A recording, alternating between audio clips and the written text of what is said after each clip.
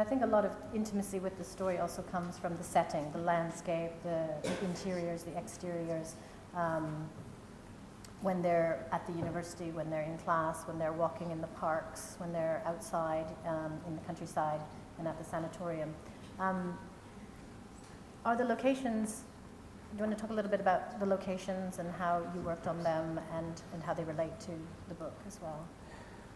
Yes, it's a period piece. You know, it's in the 60s, so it's very difficult in Japan because they destroy everything, they rebuild everything. So it's very difficult to find an exterior that is interesting to film. So at the end, I kept only the nature, you know, the meadow, and also some big buildings of that period, and the rest of it we have to build it in studio, to give the right feeling of sensuality. So we have to work a lot on the locations, on the set. The record shop, for example. Uh-huh. Is that based on an idea that you had, or? No, it's something that we try to step by step, you know, try to find something. You can imagine Murakami working in that record shop when he was young or something. It feels very representative of his descriptions. Yes, I hope that the audience would have this feeling. Yes, I hope. I would like to say something about adapting a book. It's when you adapt a book, you don't only adapt the story. If you do so, then you will miss something important. You have also to adapt all the emotions that you felt when you read the book, and also everything that is what I call ramifications. You know, what the book suggests to you out of the book. And you have to put all this in the adaptation. It's the only way to make it personal, you know, and it's all, an adaptation, it's cannot be absolute. It's only a very personal view of the person who adapt this book. So it's very personal. You know, and once I heard Anthony Minghella speak about adapting novels, which he did a number of, and he said there comes a point where you have to put the novel away, and then it becomes its own story and its own medium, and that even if you want to remain faithful to the book, you have to also put your own self into it. So yes, I think it's true. Yes, it's the. I think it's like an opera. You know, it's there, and you have to give an interpretation of it, and you can only do it with what you have around you. What I have around me is Rinko. You know, she's the Naoko of this moment, and maybe in 20 years it would be something else. You know, there is not. It's just an interpretation of the book, and it's very important to make it personal. You know, if not, it's I don't know how it could be. Yes, but then of course people always want to compare it, so you have to on one side talk about the inspiration from the book, and then talk about where it went to the screen. Uh-huh. Yeah. Yes. Especially such a big novel with such a cult following. Yes, I think that you can compare only if you like the movie. You know, if you don't like the movie, then just forget it. You know, if it's bad, just forget it. But if there is something there that is interesting, that touched you in a very mysterious way, if it's not only something that is well done, but there is something more than that. It's something that is. That you cannot really explain, then comparing could be interesting and could be could open something open your sensibility to something else in the book. You know, it's a. Rinko Kikuchi is the lead actress in the film, and you may know her from also being Oscar nominated for the film Babel. Do you want to talk a little bit about when you first read the book in Japan? Because in Japan, worldwide, this film or this book is a phenomenon. But you grew up in Japan with Murakami being a national hero and the book being read by students predominantly. I wonder what your relationship was with the book, first off, before the film. So my English is really so poor, but I will try to speak with English. So I read the Murakami's novels the first time when I was 18 years old. So kind of like it's not the same age. So I read the Norwegian Wood. That was the first time to read it. And what impact did it have on you then, or how did you feel when you read it?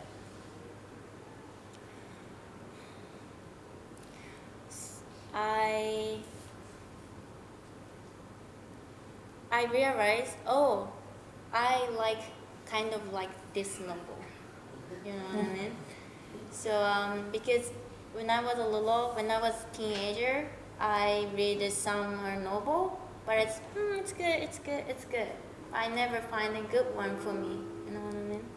そう見つけられなくて、それに出会った時に私はこういう映画がこういう小説が好きだっていうのを気づいた。Although I read many novels, I was never able to find the one. Oh, thank you. Thank you. Find the one that I truly loved. But after reading Norwegian Wood, I realized that this was the book that I was looking for. Yes, what she said is that somehow she was discovered by the book. You know, it's like the book recognized her or me. It was my feeling too. Yeah. Yes, it's very intimate. And now that you're so close to the novel and to the story, has it changed for you, your feeling? Change my feel? Yeah, towards the book. Are you? Yeah, and then I realized, the Murakami. He's the right one. You know, right one for me. So and then like, so それがすごい衝撃的だった。It gave me a huge impact to realize that. And then I can stop reading to his novel. And so then how did you come to be part of the film? For this film? Yes. I read the original novel over and over, and then at the beginning of a shooting, I asked to me.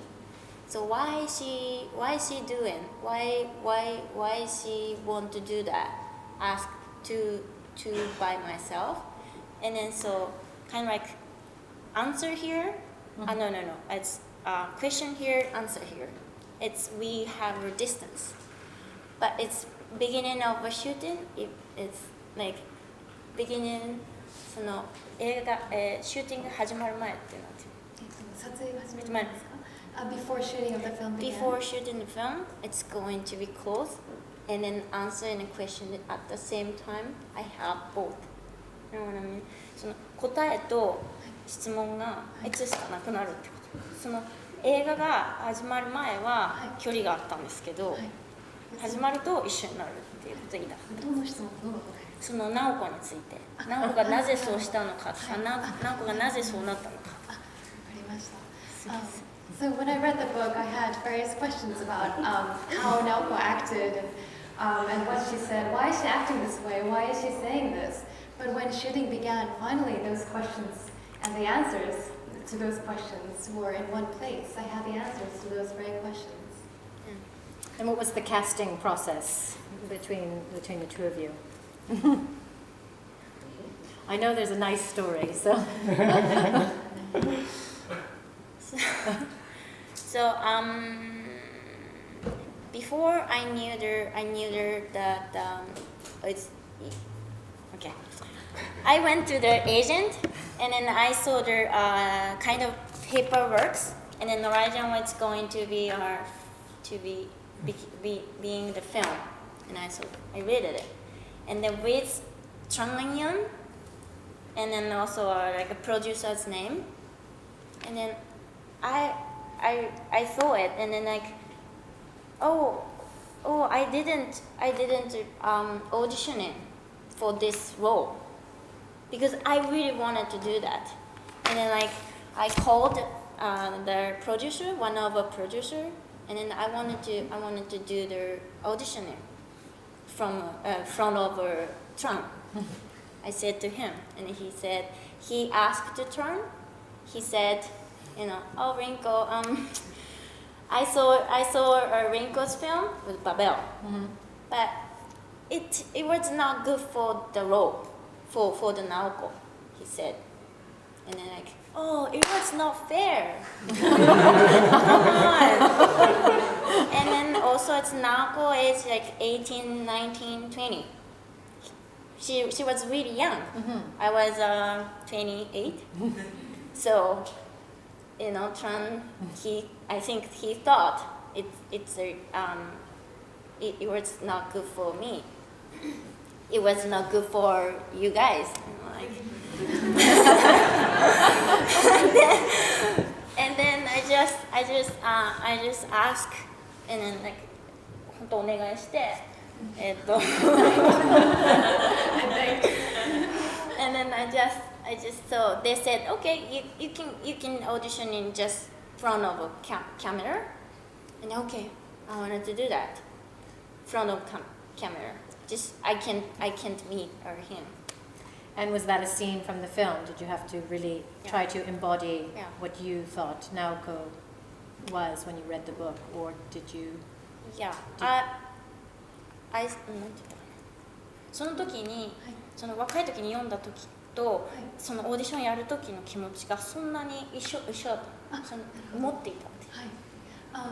The impression that I had of Naoko when I first read the book and when I was auditioning for the role, there wasn't that much difference. それで、あと監督が私をチョイスしてくれないっていうのがフェアじゃなかったから余計頑張った。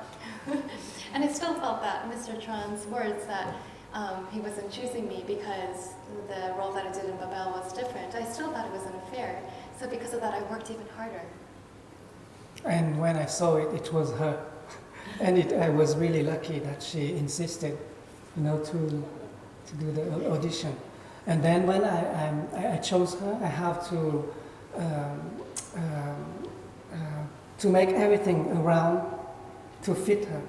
So she became very important suddenly. No, it was. I got it. I was lucky. Yes. Because obviously, really women are very important in Murakami's novels always, but in this one in particular. But even though Watanabe is the central character, you always feel like the women are central as throughout. And if you had to, I don't know if you would have had to change it, but yeah. No, it was amazing because when I saw the tape, she was so fragile in there, and it was obvious that she was the best Naoko that I have seen before. So it was so obvious. And when I met with her, she was just very straight. She asked me if we talked something about 15 minutes. And then she asked me if she has a role. I said yes, without talking to the producer. I said yes, directly, because it was so obvious. And I was amazed to learn later that she was shooting another movie with a Spanish director, and she was playing a role of a killer, yes, and very tough, and she was. For the audition, she was so fragile, like a little girl, and it was amazing.